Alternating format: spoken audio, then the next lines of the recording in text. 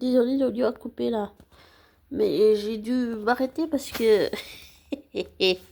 Voilà, il y a Hugo là. Je peux pas continuer l'audio, désolé. Attends, je vais essayer autrement. En fait, je pense que Will est en train de...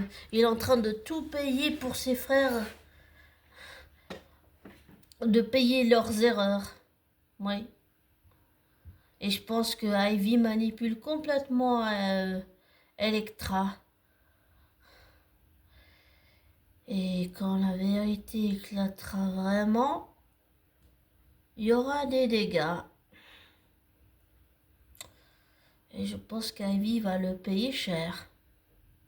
Très cher.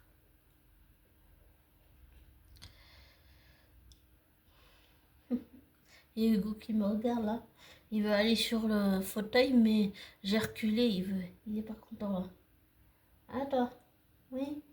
Enfin, je sais pas si t'es pas content, mais... Non, t'auras pas le siège du fauteuil.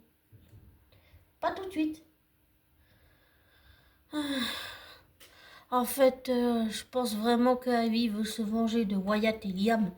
Et Will, il est en train de payer toutes les pots cassés, là. Il est en train de ramasser.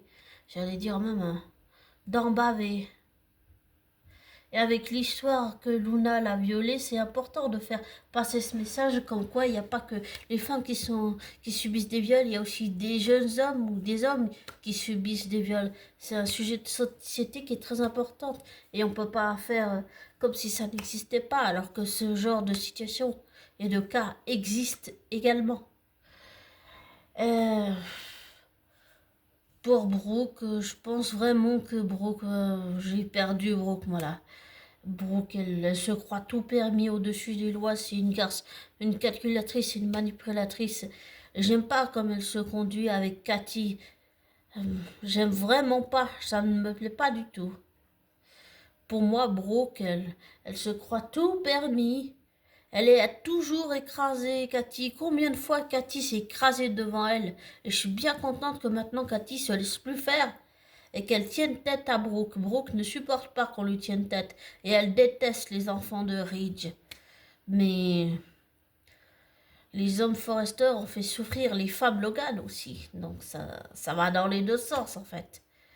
Mais je déteste Brooke après tout ce qu'elle a fait. Elle est capable de pardonner aux siens, mais pas capable de pardonner à Steffi ou Thomas, juste parce que ce ne sont pas des Logan. Et quant à Hope, elle est devenue comme sa mère. Ah, ça me désole.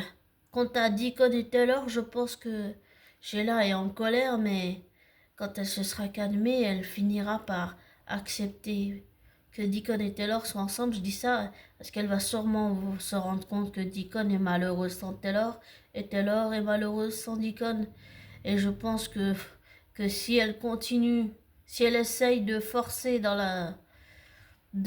Deacon à rester avec elle et qu'il est distant, qu'il est froid, ça va pas le faire là, ça va pas le faire du tout. Mais je comprends pas qu'est-ce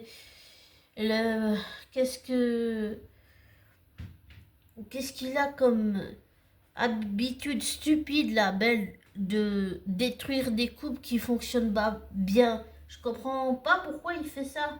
C'est nul. Ça a aucun sens. C'est nul à chier.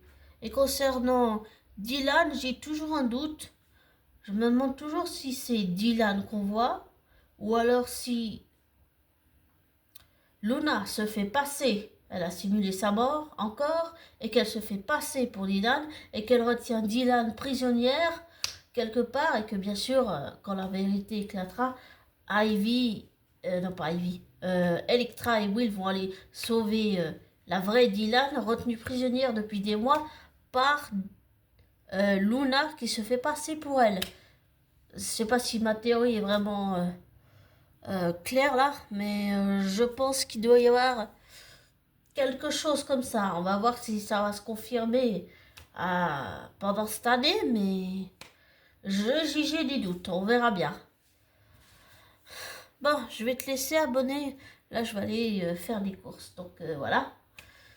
Je vais te laisser, mais comme toujours, je te dis, ne prends pas pour argent comptant ce que je te dis, ne te laisse pas influencer par moi, fais tes recherches, tes vérifications et tire-en tes propres conclusions, désabonne-toi, des likes, et je te souhaite déjà, j'espère que tu as bien fêté une jolie et magnifique Pâques. Pour tous ceux qui ont leur anniversaire pendant tous ces mois-ci de janvier à maintenant, je leur souhaite un bon anniversaire. Et je te souhaite le meilleur abonné.